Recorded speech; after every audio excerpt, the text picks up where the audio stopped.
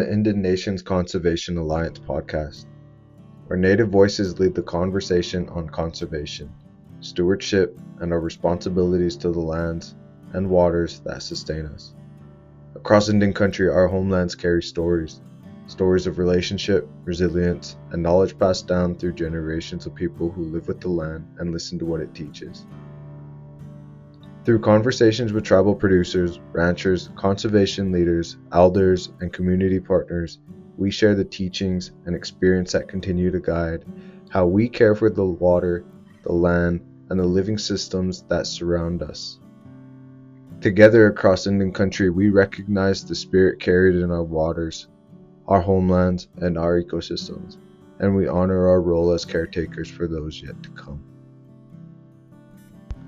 We begin today by honoring the land, the winds, the waters, and all those who carried our language forward, even in the hardest of times. This episode explores how traditional ecological knowledge and Blackfoot language are inseparable. Jesse DesRosier joins us as a language activist and a teacher who strengthens both. Language carries worldview, relationships, and ecological teachings. Revitalizing Blackfoot language strengthens traditional ecological knowledge. Today, Jesse DesRosier works across community, classrooms, and spaces to restore language, culture, and land-based knowledge. Okay, Jess, can you share a bit about your background and what led you toward becoming a language activist and teacher? Sure. Well, when I was 3 days old,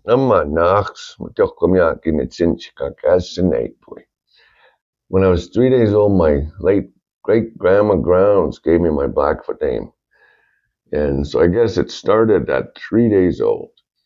But my namesake, Amawakima Butskinaskoma, Jess Blackweasel, he mentored me at a young age, and then I attended Apinakwapita, Darrell Kip's Cutswood School, starting in the 3rd grade. And that's where it really come together.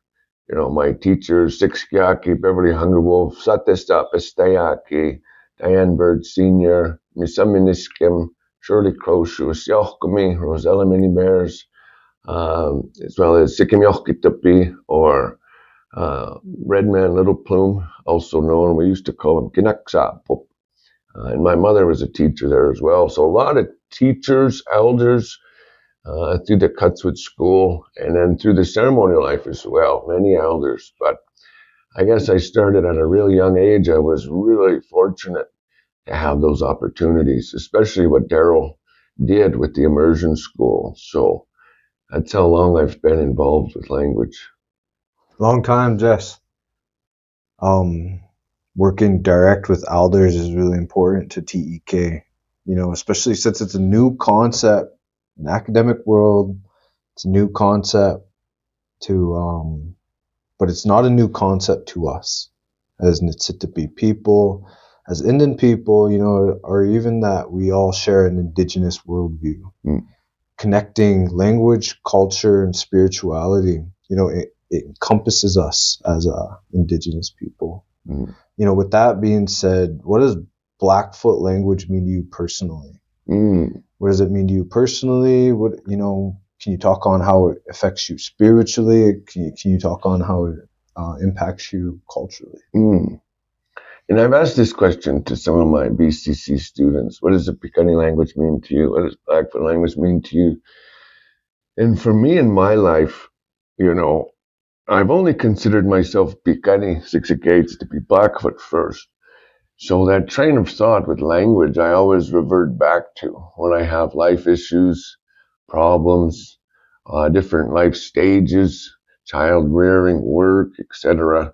I always go back into the Blackfoot definitions to find an understanding of what that means. Because being Piikani first, you have to go back into the language because all the secrets are right there embedded in language. The language is so intertwined with our kipaita piece and the way we live. I don't know if you want to call it a spiritual journey or just a lifestyle of thought, but also the song as well. The song is the third component that goes into that. So how vital it's been in my life, I can say that I've made my entire life off of the language, whether it's through work, paychecks, supporting my family, getting a name for myself. I owe it all to the language itself. And that's why I'm deeply indebted to the Cutswood School, to Daryl, but also the language especially. This isn't my language. It isn't something that I made up. And I'm by no means an elder. I'm no means an expert. But from what I know, I revert back to it daily for these questions. So I would say it's essential in my life, and it has been essential. And in the short time I've been alive, that this language has fed me. Right. No, language is healing almost entirely. The Blackfoot language itself is very dynamic, shifting, molding. It's organic. It's an organic thing for us as Six-A-Gates to be people. What is you said in what you just said was the Blackfoot language, is embedded in the culture, embedded in the teachings. There's codes within it. How does the Blackfoot language carry ecological teachings? How is TEK embedded in the language itself? Well, first and foremost, the biggest difference between English and Blackfoot thought, English is a noun-based language, where Blackfoot is verb-based. With a verb-based language, things are continually shifting, changing, advancing, growing, and dying as well, dying and rebirth. We understand that nothing is permanent. In a noun-based language, it's easy to look at time as something permanent, and as these noun objects as stagnant, unmoving, unchanging. But when you have that Blackfoot thought, you realize, in English, when you say this is a bad person, that's a label, from beginning to end, they're bad tomorrow, yesterday. But in Blackfoot, that's someone who's being bothersome right now, someone who's being no good right now. Everything is in the verb setting. So therefore, time doesn't have any constraints on you and your life. So thinking in the Blackfoot language, just like the environment, how in the springtime, everything comes to life. Green grasses, there's indicators of new life, of the start, rebirth. Then when you get into the fall, after summertime, then everything starts to go away, die down, colors change, and you get ready and you prepare for the long winter, Istuyam, which we call a year. But all these changes and these cycles of movement don't just happen in nature. They happen inside of our bodies, inside of our minds. And it's up to us as human people to tap into those. Because if we're constantly thinking ourselves as unchanging, we're never going to advance. Our people have adapted in it, changed with their environment, with technology for thousands of years. And if we stop thinking in that way, we're going to be left behind. No, that's really important. It's about to be on, we talk about the Blackfoot worldview and what it means to us as Six-A-Gates to be people. It was very specific. I liked how you made the words and the phrases that connected to the relationships to the land, the animals, the plants, and the seasons, and how we moved and we participated in our ecosystems, how we adapted and changed alongside of our ecosystems that we're even participating in today. And one of those things that you said, is rebirth and dying, a natural thing. And we've seen that with our language that happened. We've seen a disconnect that happened for almost about 60 years that happened to us as Six-A-Gates to be people that disconnected us from our language. So with that being said, what are the most effective approaches you've seen for revitalizing the Blackfoot language today? And as a kid in Cutswood, we'd always get asked that question about a dying language, dying culture, dying people. I really don't like that term at all. Of course, everything's borrowed. We're only here for a short time. But all of our resources as Blackfoot people, Six-A-Gates, Tapipi, Kani, Kipay, Tapisanan, and they come from the land. And we are very fortunate to be one of the few who retained our traditional land base. Not all of it, we lost 90%. However, with the Mishtakis, the mountains, so okay, the prairies, now with the buffalo returning, we have an advantage of gaining all of that wisdom, knowledge, and language back. So what I don't like to see is dying, but it went dormant, like you said, for a bit. And there's many alternatives on how to reawaken that spirit. Some people find it through the songs. Some people find it through the ceremonies. Some people go right into the language. Some people go into the environment in the buffalo, and they might not know any of the songs or ceremonies, but for them, tapping into one of those resources is reconnecting us back into our identity. Now, when it comes to language, all it does is it explains all of that and any of that so well and in depth. We're talking about 18,000 years of understanding. So if you're only limiting yourself in English, you're shortening your learning. But there's many alternatives to learning language. There's a lot of resources now online with technology and things we've done. But I would say the key to it is internal in our elders. They are the ones who really hold the power for that change to happen.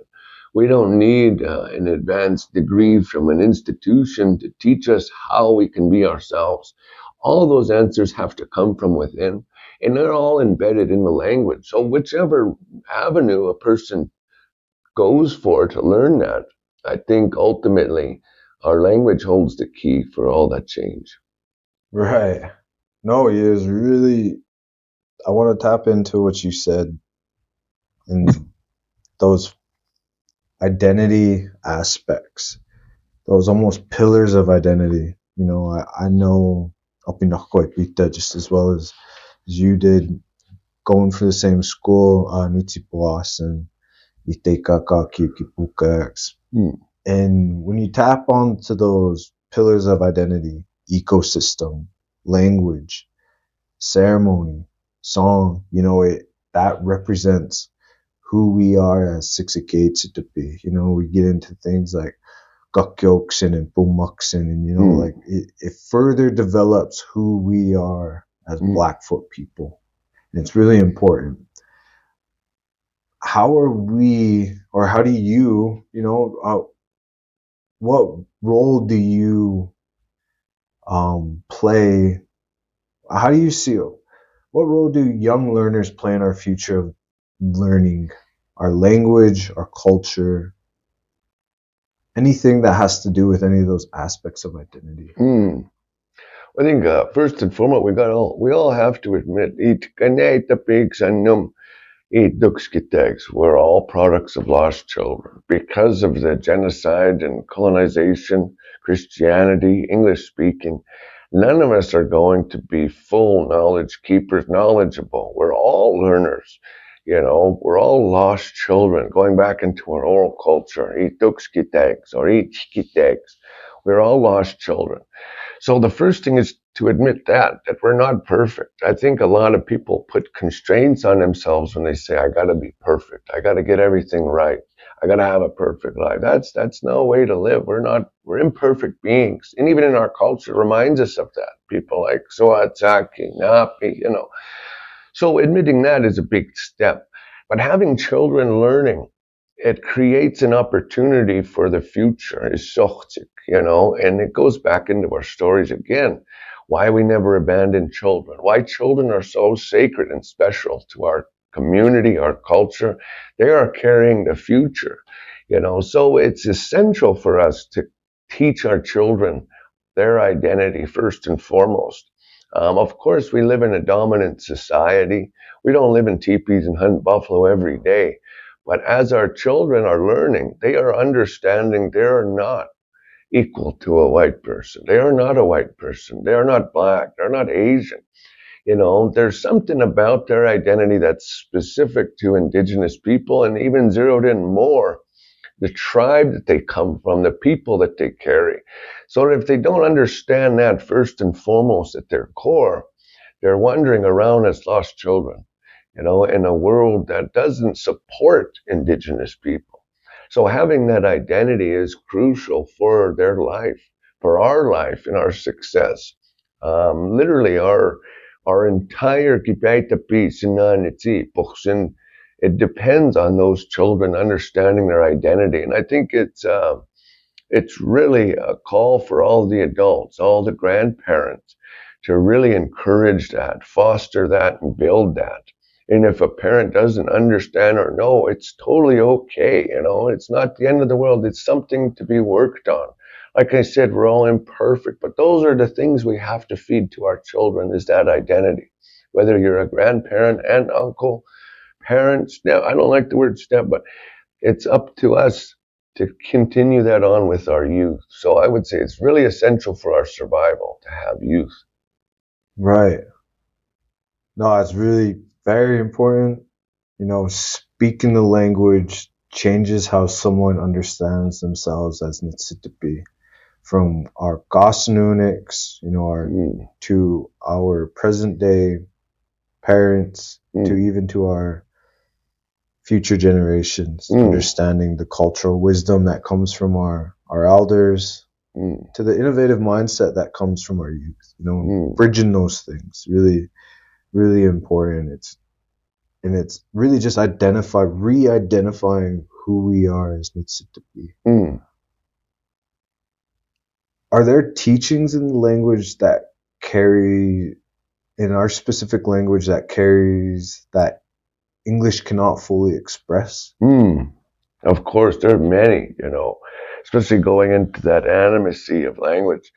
One thing as a veteran, what helped me out is the concept of time. In English, when I was in public school, one of the hardest questions I'd get is, where are you going to be in 10 years? Where are you going to be in 20 years? So this construct of English time is linear, right? There's a past, a present, and a future.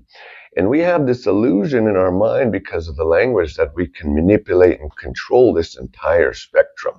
We have questions and things like, what if this didn't happen? And none of those exist in a verb language because of things are shifting and changing. In Blackfoot, we have 2 days in the past, matunni, mistap matunni. 2 days in the future, apinakos, mistap apinakos. Anything beyond that, we understand we can't touch. So anything beyond 2 days ago is akochtik, the past. We could say, for story's sake, matame samoake, not long ago. Then in the future, we'd have, after 2 days, sochtik, the future. Both of those constructs are unimaginable. We have no power or connection. Now, when it comes to the past, like footprints in the snow, we could see exactly how we got here. And that's how we've survived, is identifying exactly. But we can never create an alternative where what if this happened? There is no what if in Blackfoot. We can just recite exactly how we got here and why we're here now.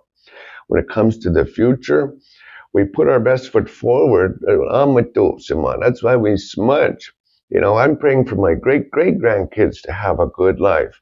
Now, I definitely won't be here that long, but the footprints I put down, I'm hoping that they can carry on and continue that. It's a moment of faith, but that concept of time can really heal trauma, can really save a lot of issues, because a lot of what trauma is that your mind gets trapped in the past. What if, and beating yourself up. What if we could let go? Like carrying on a pack, with yesterday's garbage. You gotta eventually learn how to drop that pack and move on lighter. We're not meant. In our Blackfoot ways, there's so much resources on how to give those energies back into the earth. And of course, nothing, when you say healing, it doesn't just change in a blink of an eye, it's continued. But by continuing that Blackfoot thought, that animate thinking, we remind ourselves that it's not meant to carry. We are meant to move forward lighter. So one big aspect of changing is by that concept of time itself, and understanding there's other ways to look at this time. We didn't have minutes. We didn't have seconds. We didn't have that. We had the sun, the moon, right? Going off of those environmental time strengths really empowers us on being human. and getting in touch with that. At the same time, we have to balance in the Western world and understand, I can't just pay my rent when I feel like it. I do have to live in some constraints, but not stress so much about them, not making our entire identity about this sense of time. Right. It's that basic understanding of us that we're human, that we are able to, it almost gives us hope that we're not focusing primarily on bills. We're focusing on almost an interconnectedness of nitibatabis, in your opinion, what happens to traditional ecological knowledge when language weakens? And then on that same spectrum, what happens when the language strengthens? What that on that TEK aspect? What do you think happens? Well, I think it's so easy to get caught. There's a label called pan-Indianism, and it started in the Western institutions where they just jumble together many indigenous cultures into one. And it's good in a sense to get a basic understanding. But for example, our language, our culture, our lifestyle changes and shifts just as much as the environment does. So you go down into the desert country, it's going to be a lot different than somewhere on the equator with the jungle. Going to be a lot different from in the prairie and the plains or the mountains. So when you lose the language, you lose the grasp of that particular culture's identity and how it relates to the environment around them. What use is it for me to know a bunch of phrases of the desert and how to survive if I'm living in the mountains? It really doesn't have anything. However, the language of the people there is embedded with ways to survive, knowledge, and carrying on. So it's essential for us to continue a specific language rather than going with a pan-Indian approach, specifying what tribe, what peoples, and sticking with that as much as possible. And as I said, the answers are embedded in the language. So it's vital for any TEK and any kind of institution to relate their information all within one specific people, and especially relating to the land itself, because that will give you so much more knowledge. Falling off of that, you could be falling into something completely different. But I would encourage any institution, any kind of program to really look into the language of the land there. Niti, that's really important. When we zoom in on traditional ecological knowledge, it's a pan term for us indigenous folks, because we wouldn't ask, like you said, a southern tribe how to survive in the winter mountains of Montana, because it wouldn't make sense. They would it just doesn't make sense. And vice versa, they wouldn't ask those Blackfeet how to survive in the heat of the Arizona desert. That's really important to, I think, what TEK represents, is that it's land-based, tribe-based, and language exploits those embedded teachings within of how we moved in our ecosystems. If you could give one message to the community about protecting the language, what would it be? And what is your vision for the future of the Blackfoot language revitalization? Well, I would just encourage people with two phrases. Always persevere and never quit. If you know one word in your language, speak it. If you can learn two, learn it, But looking back into your people's language, your songs, your protocols, every day you can learn something new, And for people a little bit more advanced or on their language journey, substituting English words for Blackfoot, taking the word chair out of your vocabulary and saying soapbox, just anything you can do. But any minor step is a step in the right direction. Like I said, we're all lost children. We're not adequate. All of us are inadequate, but we can all start today. It's not something you need $1 million for.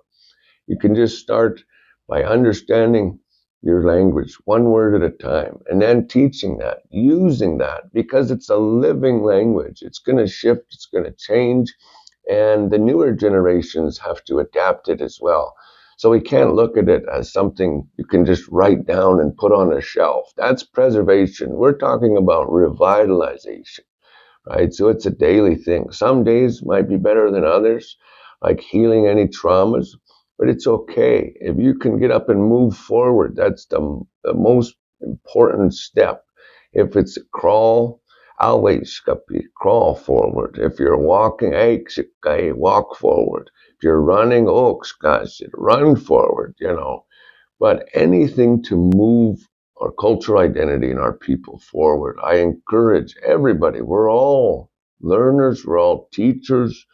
Everybody has a role in that, whether it's through language, through ceremony, through song, through customs and protocols. We all have power for that. And I think it's up to all of us. There is no white savior coming in to rescue us. There's no John J. Dunbar, there's no uh, Johnny Depp, there's no big white actor going to come in and save us. It's up to all of us and using the power that we have with our elders. Traditional Blackfoot elders have a certain definition and role and identity, comes down to transfer, but also our children using a community-based approach. Those are the tools, those are the weapons. When we need motivation, you can look back at our ancestors and see what they survived. When you need motivation, look to the children. That's your motivation to keep going. Good team on Nisa. That was really powerful. One of the most powerful things you said throughout this interview is how language revitalization, or just language itself, is one of those major pillars of identity. And who explains it already has those codes that explains who we are as Nitsitapi, Siksike, and it has those rules already embedded for Nitsipatapi. Another thing that you touched on was it takes a community from our Gossanuniks down to our old folks down to our younger generation. And that's how language carries. To you, how can listeners begin or continue their learning language journey? Like I said, just soaking up any resource you can. People often cut themselves short by saying, I don't have this, I don't have that. Well, we're in a technology age and there's plenty of resources online. You don't have to be with an elder every day to start. There's dictionaries published, But understanding our language is like climbing on top of a mountain. Let's say Ninaztec, right? I can explain how beautiful the view is up there. 360 degrees you could see Kitauxin on Blackfoot territory. But it's up to the individual to climb up that mountain themselves. Now, as language teachers and people that work in that line, we're just trail crew. We work on trails. And of course, some people are very bold in saying this is the best trail to get up this mountain. And it possibly could be. But everybody's journey is their own, and no guide can carry them up that mountain. So it takes the work of the individual. And at the same time, I'm not at no ending space either. Everybody's got to remind themselves there's more to learn. There's more to understand. And it's great to take pauses of reflection. And I encourage all learners to take this times and the milestones to congratulate themselves, because the world isn't going to do it. You're not going to work for compliments, but to encourage yourself, congratulate yourself. Don't feel bad for taking pauses in that journey. But I would just encourage everybody, because the second you stop, somebody else can carry it forward. And the possibilities are endless, of understanding. So I encourage everybody to continue that journey. Never give up. Good Simon. This next question is for our listeners, just to bring in critical thought, critical thinking. about language revitalization, about culture preservation to culture revitalization.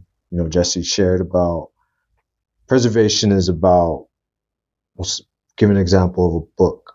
That book doesn't walk, that book doesn't talk, that book does not have any life. It's us who bring the life into it. And that's the distinction between language preservation to language revitalization, is that everyday effort. Those language revitalists who are listening, how do we rebuild a language community? How do we rebuild a language community and not just language speakers? Because this is a community action.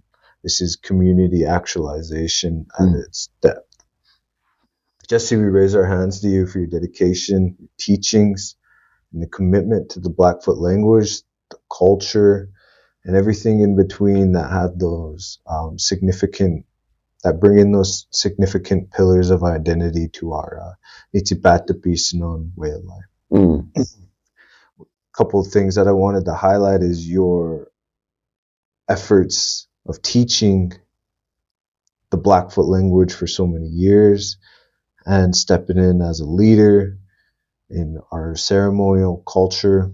It's really high commendment. In closing, Jess, this is an invitation for a phrase or a teaching, or if any words of encouragement for the listeners. Well, I think I spoke on it earlier. I'll just echo it again. Binamatskochsit, don't quit. You could also say minamatskochsit, depending on the dialect. But also essay kakimop. So ikakimat, people translate it as try hard. Well, we don't have an expression for try, right? Our warriors would use this word ikakimat when they would go out to battle. And they would say, whatever you're going to do, persevere, go through with it all the way to the end. You can use it for somebody mourning, grieving, but thinking of those warriors, if your war chief said, oh, let's try to stop the enemy from burning our village down and killing our women and children, you're not going to try, You're either going to go through and give your life, everything you've got for that cause, or you're not. When you're a student attending school, you don't try to make it to class. You either do or you don't. Sometimes you don't. It's okay. Sometimes you do. So essay kakimo means always persevere, always push through. No matter what you got to get through, go through it. Be willing to go all the way for something. And if your heart's not in it, choose a different avenue, But in this life, we have a lot of things to be proud of, a lot of things to fight for. And especially our youth, our language, our ceremony, cultural ways, traditional ecological knowledge. These are things worth persevering for. So that's why I say, always persevere. It's okay to take breaks, take reflection, take pauses, but always be able to persevere and don't ever quit. Again, Simon, today we end today's segment today by honoring the land, the winds, the waters, and all those who carried the language forward even in the hardest times. Nitsinitak, asinipwe.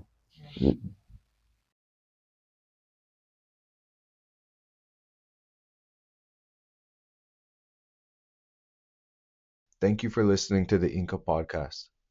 This program is supported through grant funding from the USDA Natural Resources Conservation Service, the Rural Climate Smart Initiative, and the Indigenous Grazing Lands Coalition.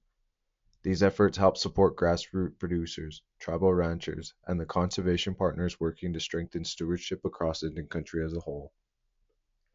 The views expressed are those of the participants and do not necessarily reflect the views of the USDA. To learn more about Inca and our work, visit us online and join us for the next conversation. Thank you.